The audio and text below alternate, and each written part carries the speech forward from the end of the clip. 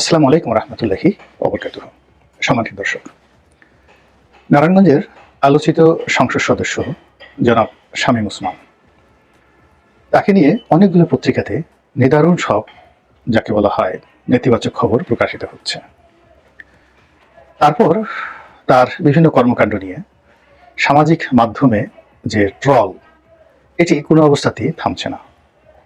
দেশের প্রথম শ্রেণীর কয়েকটি পত্রিকা তার দুর্নীতি নিয়ে, অনিয়ম নিয়ে এমনভাবে খবর তারা ছাপাচ্ছে, অবস্থা দৃষ্টি মনে হচ্ছে যে এই পুরো ওসমান পরিবার, অর্থাৎ শামীম ওসমান সাহেব, তারপর তার ভাই নাসিম ওসমান সাহেব যিনি মারা গেছেন, এবং অপর ভাই যিনি সংসদ সদস্য ছিলেন, তারা, তাদের স্ত্রী, পুত্র, সন্তান, তারপর তাদের পিতা, দাদা, মানে পুরো বংশটাই অ্যাকচুয়ালি একটা জেনেটিক্যালি খারাপ চোরের বংশ। এবং যেন তেন চোর নয়, সে চোর হলো যে সন্তানকে নিয়ে যদি বাবা একত্রে চুরি করে, তাহলে বুঝতে পারেন যে বাপ বেটা একসাথে রাতে সিধেল চুরি করতে গিয়েছে। 2 নম্বর হলো যে স্ত্রীকে সঙ্গে নিয়ে চুরি করছে। স্বামী স্ত্রী দুজনই চোর, অর্থাৎ স্বামী হলো চোর আর স্ত্রী হলো চুরনি। আমাদের যে সমাজের ব্যাড কালচার, সেটা হলো আমরা যখন কোনো মানুষকে ছোট করতে চাই, তখন দুটো কাজ করি। প্রথমত নিজেকে দিয়ে চিন্তা করি যে আমি আসলে কত খারাপ।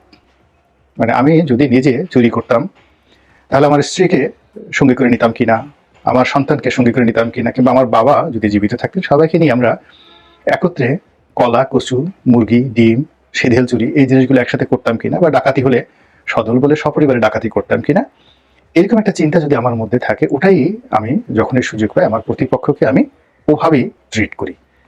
এটা হলো আমাদের সমাজের কিছু সাহিত্যিক, কিছু সাংবাদিক, কিছু বুদ্ধিজীবী, কিছু রাজনীতিবিদ, তারা যখন কোনো মানুষের চরিত্র হনন করতে চান, ক্যারেক্টার অ্যাসাসিনেশন যেটিকে বলা হয়, এর চাইতে পৃথিবীতে কবিরা গুনাহ আর কিছু নেই।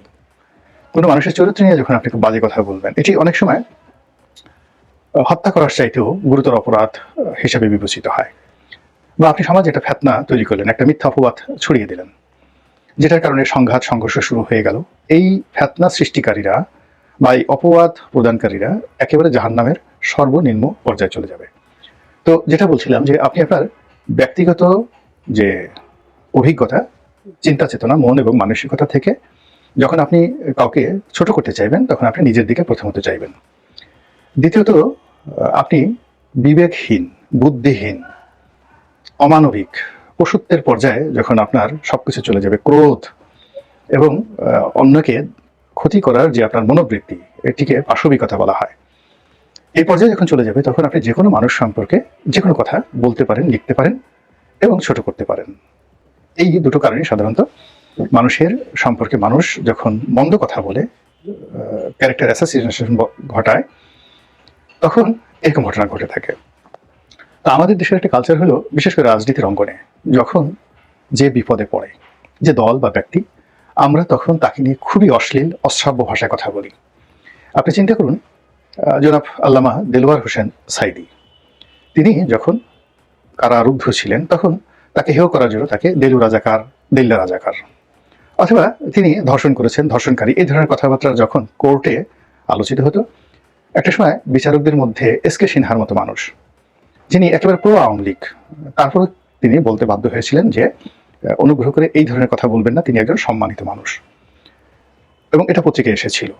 আবার আমরা রাজাকার, আলবদর, আশামস, এই কথাগুলোকে হেয় করার জন্য রাজনৈতিক প্রতিপক্ষ জনাব গোলাম আজমের মতো লোক, আলী হাসান মুজাহির সাহেবের মতো লোক, কামরুজ্জামান সাহেবের মতো মানুষ, এরকম বড় বড় মানুষ যারা পলিটিক্যাল কারণে বাংলাদেশে বিরোধিতা করেছিলেন, এটা সত্য, কিন্তু তাদেরকে আমরা ছোট করার জন্য ধর্ষণকারী, লুটপাটকারী, আরো যত কিছু রকম যে কথাবার্তা আমরা যে জিনিসগুলো বলি, গালাগাল করি, এগুলো মূলত আমাদের ব্যক্তিগত হীনমন্যতা, অর্থাৎ আমার নিজের চরিত্রের মধ্যে, রক্তের মধ্যে এই জিনিসগুলো আছে।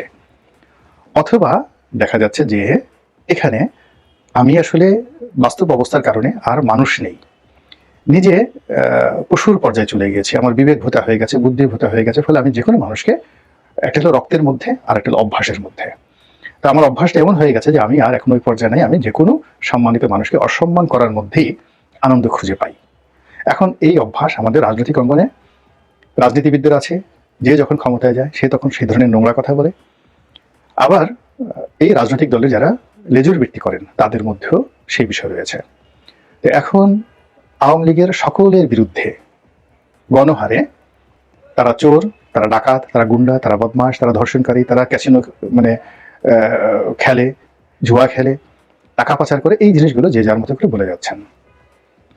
দ্বিতীয়ত, এই রাজনৈতিক দলের যারা কর্তা ব্যক্তি বা সারা বাংলাদেশে আওয়ামী লীগকে যারা ধারণ করেন বংশ পরম্পরায়, তাদেরকে এই জনসম্মুখে হেয় করার জন্য মহাকালের যত নোংরা কথা আছে সেই নোংরা কথাগুলো আবার মানে নতুনভাবে এই 2025 সনে ব্যাপকভাবে প্রচার করা হচ্ছে। এতে যাদের চরিত্র হনন করা হচ্ছে তাদের কতটুকু ক্ষতি হবে আমি বলতে পারি না, তবে আমরা যারা এই কথাগুলো শুনছি কিংবা আমরা যারা বলছি, আলটিমেটলি আমাদের মনোজগতে এই বিষয়গুলো নিদারুণ নেতিবাচক প্রতিক্রিয়া তৈরি করবে, আমাদেরকে অসুস্থ বানিয়ে ফেলবে, আমাদেরকে সামাজিকভাবে আরো অসম্মানিত করে ফেলবে, এবং আমাদের ছেলে সন্তান স্ত্রী পুত্র নিয়ে আমরা নিজেদের মধ্যে একটা পাশবিক পরিবেশ, একটা বন্য পরিবেশ আমরা তৈরি করে ফেলবো।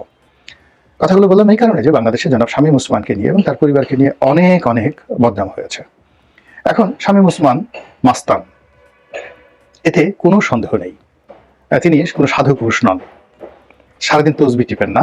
তিনি রাজনীতির প্রয়োজনে অস্ত্রবাজি করেছেন, গুন্ডামি করেছেন, তারপর প্রতিপক্ষকে হুমকি দিয়েছেন, ধামকি দিয়েছেন। তার যে বডি ল্যাঙ্গুয়েজ, এই বডি ল্যাঙ্গুয়েজটি আপনার পছন্দ নাও হতে পারে, কিন্তু তিনি যে বংশের ধারক, তার মধ্যে যে জেনেটিক ইঞ্জিনিয়ারিং রয়েছে, এটি আসলে চোরের পর্যায়ে পড়ে না।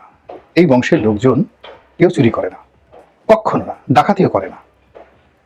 মূল ব্যাপারটা হলো যে আমরা যারা জানি না, তা আমরা হয়তো তার অন্যান্য যে জিনিসগুলো অপছন্দনীয়, এটা তার প্রতিপক্ষকে শাসানোর জন্য অনেক সময় একজন ভদ্রলোকও দেখা গেল যে সে হাত উঠিয়ে প্রতিপক্ষকে একটা ঘুষি দিতে যাচ্ছেন, মাস্তানি দেখাতে যাচ্ছেন।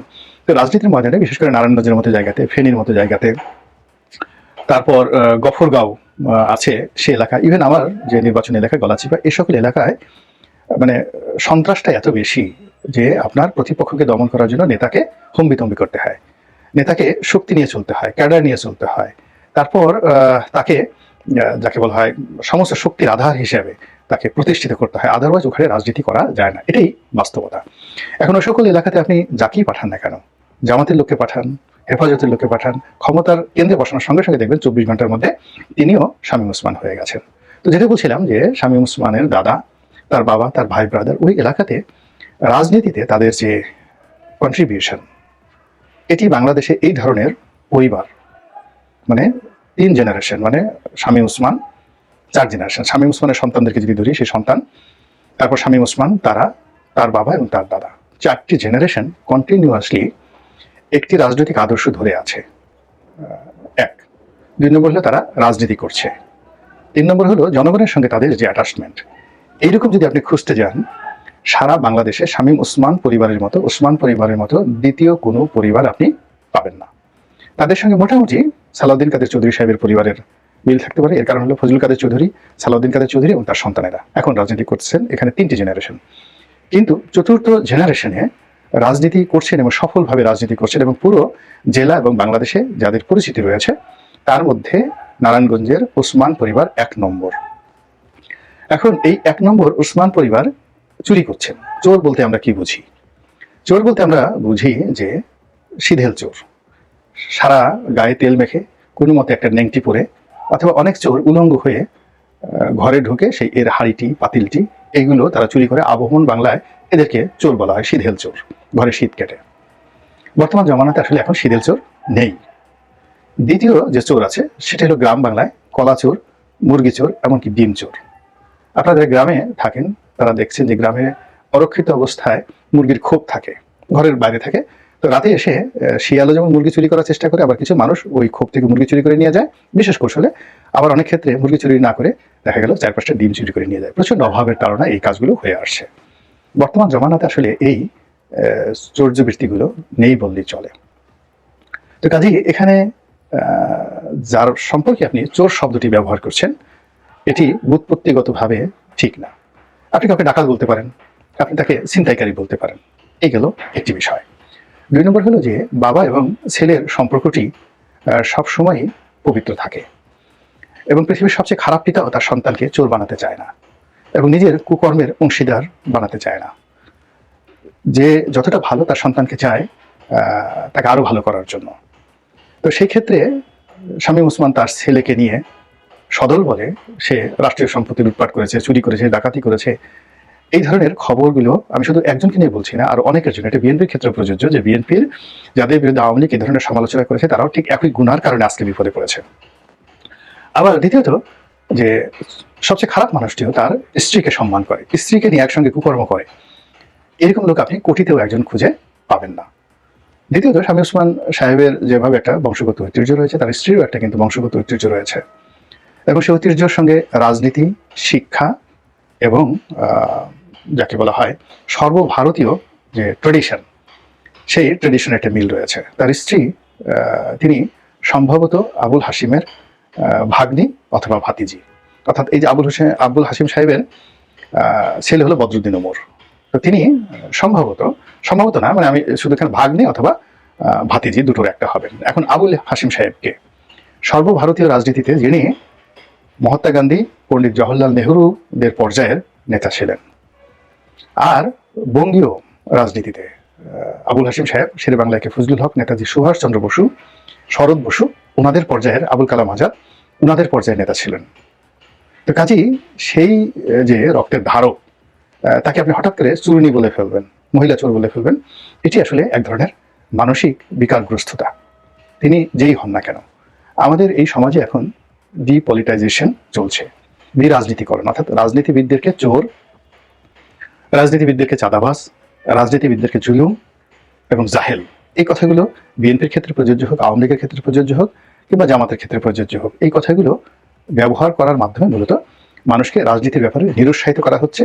এবং সেখানে তৃতীয় শক্তি, সেটা মিলিটারি হোক, আমলাতন্ত্র হোক, তত্ত্বাবধায়ক হোক, সুদী সমাজের হোক, অরাজনৈতিক প্রতিষ্ঠানের হাতে রাজনৈতিক নেতৃত্ব ছেড়ে দেওয়ার একটা সুদূর প্রসারী চক্রান্ত। দ্বিতীয়ত, সমাজটিকে ধরে রাখে রাজনৈতিক নেতারা। আপনি নারায়ণগঞ্জের মতো জায়গাতে, ঢাকার মতো জায়গাতে এই যে লক্ষ লক্ষ পুলিশ দিয়ে, মিলিটারি দিয়ে যে কাজ আপনি করাতে পারবেন না, জনগণকে শান্ত রাখার বিষয়টি, নিয়ন্ত্রণ করার বিষয়টি, জনগণকে কমান্ড দিয়ে একটা জায়গার থেকে নেওয়ার জন্য যে কাজটি করা দরকার, এই কাজটি একজন রাজনৈতিক নেতা করতে পারেন একা।